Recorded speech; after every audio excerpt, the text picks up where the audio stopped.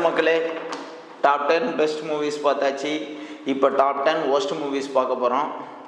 உங்களுக்கு பிடிச்ச படத்தையெல்லாம் நான் ஒஸ்ட் மூவியில் சேர்ந்துருந்துருக்கலாம். அதுக்காக என்னை மன்னிச்சு காப்பாற்றி விட்ருங்க. கமெண்ட்ஸில் வந்து கொண்டு வராதீங்க. என்ன நான் என்னோடய லிஸ்ட்டை பார்க்கலாமா? ரெட்ரோ ஜிகர்தண்டாவுக்கு அப்புறமா நம்ம கார்த்திக் சுப்ராஜ் எடுக்கிற படங்கிறதுனால கொஞ்சம் ஓவர் இன்ட்ரெஸ்ட்டில் போயிட்டேன். அதனாலேயே எனக்கு கொஞ்சம் டிசப்பாயின்மெண்ட்டாக இருந்துச்சு, என்னன்னு தெரியல.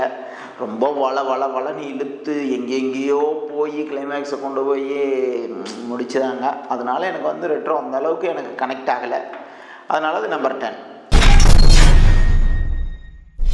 ஆரியன் ராட்சசன் எஃபெக்ட் கொடுத்தாங்க. அந்த படம் வந்து ரிலீஸ் ஆகிறதுக்கு முன்னே ஓகே அடுத்த ராட்சசன் மாதிரி ஒரு மூவியாக இருக்கும் அப்படின்ட்டு போனால் ஃபஸ்ட்டு கொஞ்சம் நேரம் அந்த எஃபெக்ட் கொடுத்தாங்கன்னு கூட சொல்லலாம்.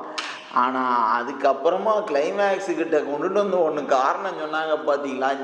இந்த மர்டர் மிஸ்ட்ரி இந்த மூவிலலாம் ரீசன் வந்து நல்லா நம்புகிற மாதிரி சொன்னால் தான் நமக்கு பார்க்குறதுக்கு அந்த படம் கனெக்ட் ஆகும். நம்மளை காண்டேற்றுற மாதிரி ஒரு காரணத்தை சொன்னாங்கன்னா நமக்கு அந்த படம் எரிச்சல் தான் உருவாக்கும். அப்படி எரிச்சல் உருவாக்கின படம் தான் இந்த ஆரியன். Next diesel.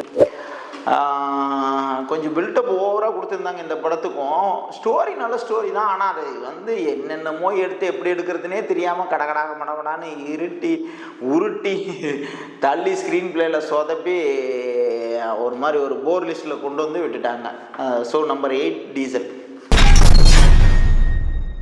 மாஸ்க் கவினும் நெல்சன் அசிஸ்டன்ஸும் சேர்ந்து நமக்கு ஒரு ப்ராடக்டை கொடுக்குறாங்க. அதெல்லாம் ஒன்றும் தாங்க முடியாத மாரி தான் இருந்துச்சு. போன வருஷம் வந்து பிளடி பெக்கரு, இந்த வருஷம் மாஸ்க்கு. அந்த இன்டர்வல் சீன் ஹெல்மெட் வாங்க போகிற சீனை தவிர இந்த படம் அப்படியே ஆளை கடுப்பேற்றுற கண்டிஷனில் தான் இருந்துச்சு. ஸோ நெல்சன் அசிஸ்டன்ஸ் ப்ரோஸ் கொஞ்சம் பார்த்து பண்ணுங்கள். இந்த படம் வந்து சில பேரோட டாப் 10ல் கூட வந்திருக்கலாம். சில பேருக்கு இது பிடிக்கல. நான் அந்த பிடிக்காதீங்க லிஸ்ட்டில் இருக்கிற படம் நம்ம தனுஷ் நடித்த குபேரா. எனக்கு சுத்தமாக அது வந்து ஒர்க் ஆகலை. ரொம்ப அப்படியே ஸ்லோவாக வளன்னு நின்று லாஜிக் மீறல்கள் எக்கச்சக்கமாக இருந்துச்சு. ஸோ அந்த படம் எனக்கு கொஞ்சம் அதோட கிளைமேக்ஸு எதுவுமே எனக்கு வந்து ஒர்க் ஆகலை. ஸோ அது நம்பர் 6. Good bad ugly. இந்த வருஷம் வந்து விடாமுயற்சி, குட் பேட் அக்லி 2 படம் அஜித்துக்கு வந்துச்சு. இதில் வந்து ஒரு சிலர் வந்து விடாமுயற்சி நல்லா இருக்குது ஆனால் குட் பேட் அக்லி நல்லா இல்லைன்னு சொல்லுவாங்க. சில பேர் குட் பேட் அக்லி நல்லா இருந்துருச்சு, விடாமுயற்சி மொக்கன்னு சொல்லுவாங்க. நான் வந்து first number 1 group.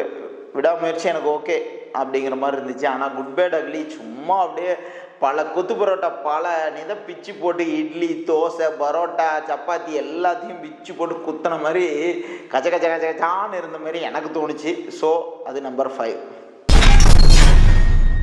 Nelson bro வந்து கோலமாவு கோகிலான்னு ஒரு அப்படியே ஸ்லோ த்ரில்லராக ஒரு டார்க் காமெடியில் ஒரு அருமையான படத்தை கொடுத்தாரு. சூப்பரான படம். ஆனால் அதேமாரி படம் கொடுக்குறேன்னு இப்போ பல பேர் சுற்றுறானுங்க, காண்டாகிறாங்க. நம்ம ரிவால்வர் ரீட்டா போட்டுட்டு அந்த படத்தை என்னால் கண்டினியூ பண்ணி பார்த்து முடிக்க முடியல. காண்டேத்துறாங்க. காமெடிங்கிற பேரில் என்னென்னத்தையோ பண்ணி ஒன்றும் முடியல. So revolver Rita number 4. Kingston அப்படின்னு ஜிவி பிரகாஷ்குமார் ஒரு படம் நடிச்சிருந்தார்.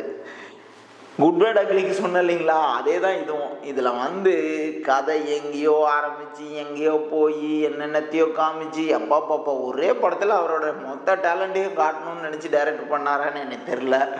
மொத்தத்தில் எங்கெங்கேயோ ஆரம்பித்து எங்கே போய் முடியுதுன்னே தெரியல. அந்த மாதிரி போய் முடிஞ்சிச்சு. ரொம்ப காண்டேத்தனை இந்த வருஷ காலத்தில் காண்டேத்தனை படங்களில் ஒரு படம் கிங்ஸ்டன். இந்த 2ன்னு எக்கச்சக்க பேர் சாவடிச்சிருக்கிறாங்க. அந்த 2ல் ஒன்று தான் இந்த கும்கி 2.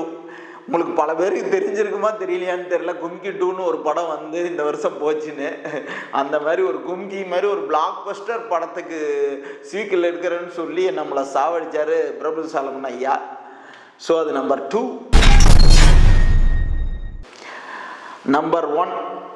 நம்பர் 1 ஒஸ்ட் மூவியில் ஒரு கமல் படத்தை கொண்டு வந்து போடுவேன் அப்படின்னு என் கனவுல கூட நான் நினச்சது கிடையாது.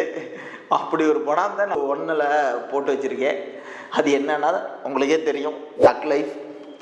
ஒரு நாயகன் மாதிரி ஒரு இதை எடுத்து ஒரு காம்போ அப்புறமேட்டு கமல், த்ரிஷா, சிம்பு, இப்படி ஒரு காம்போவில் நம்ம என்னத்தையோ உக்காந்து எதிர்த்து போனால் நம்ம ரங்கராய சக்திகள் நம்மளை சாவடிச்சிட்டாரு. ஐயா, அடுத்த படத்தில் உங்களோட முந்தா படம் இப்படி இருக்கிறதுனால அடுத்தது ஒரு சூப்பரான படமாக பண்ணுவீங்கன்னு எதிர்பார்க்குறோம். பண்ணி வைங்க.